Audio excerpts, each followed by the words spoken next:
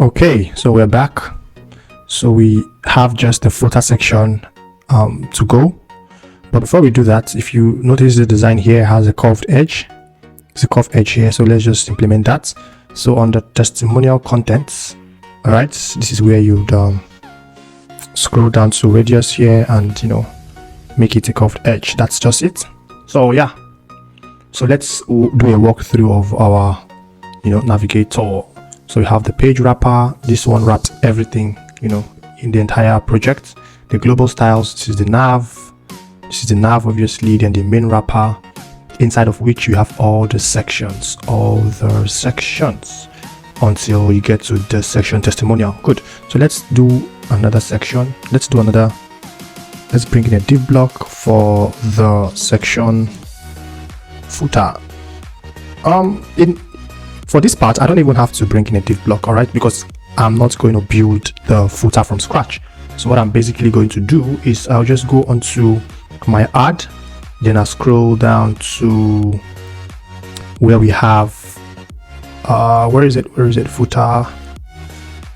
Okay, oops, sorry, I mistakenly went back.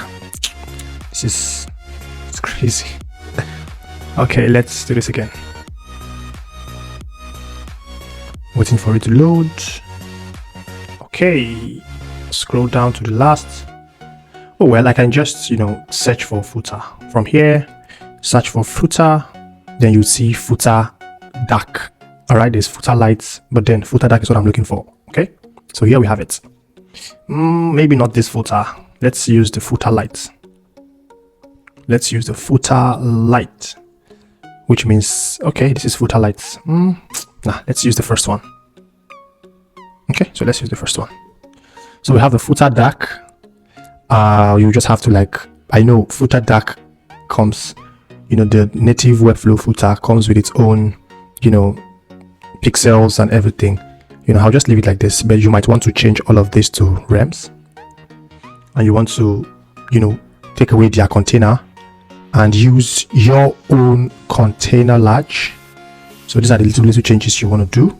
And before container large, you want to put it inside a div block again, that is known as padding global. That structure is very important. Padding global is very needed. Now you take your container large inside of padding global, and yep, I think that's it. I don't need this text down. So yes, now we have this. You can even take in this inside of here.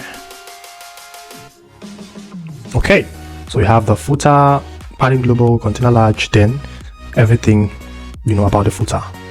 So now, given what we have here, we have a black background. All right, we have a black. So you just click on the footer dark, and you come here and change the background to a dark one. Then you can change all the text. Since they are all using the same class known as footer links, you can just change it once and it changes the entire thing. Want to leave here at 1 rem. Maybe not 1 rem. 1 rem is too big. Maybe 0.6 rem.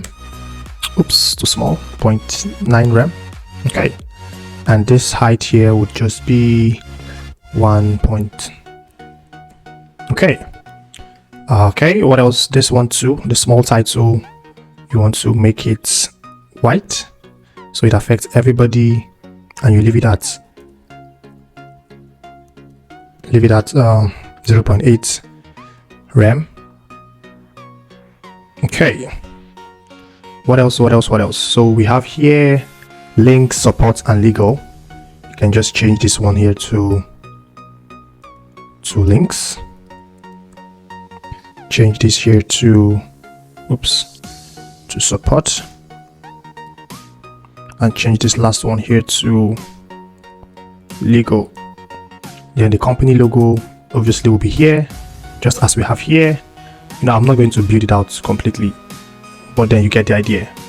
So get the company logo. I have the black version, I don't have the white one.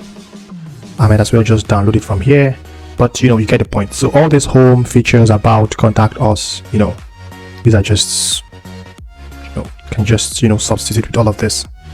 So yes, that is that about that. So right now you can now go to footer dark and make it completely black.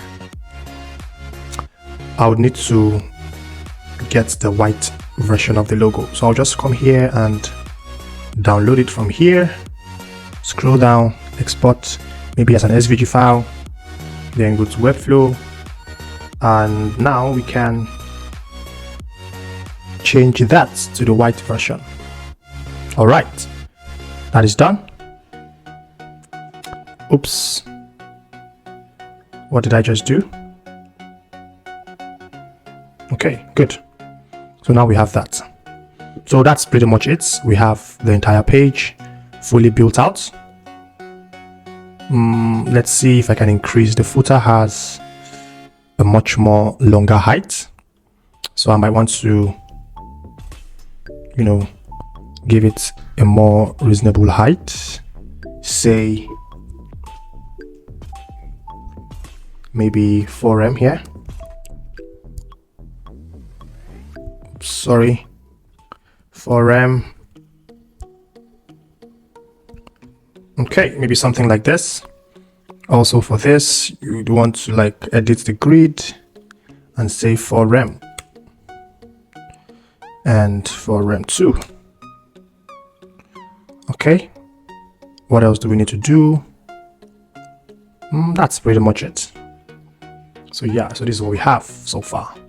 So from the top, we have this landing page fully built.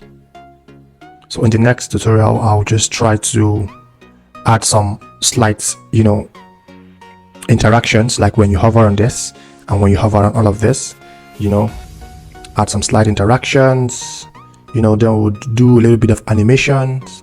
When you're scrolling, all of this should, you know, animate, you know, and these two and all of that. So yes, and mind you, this thing is set to autoplay.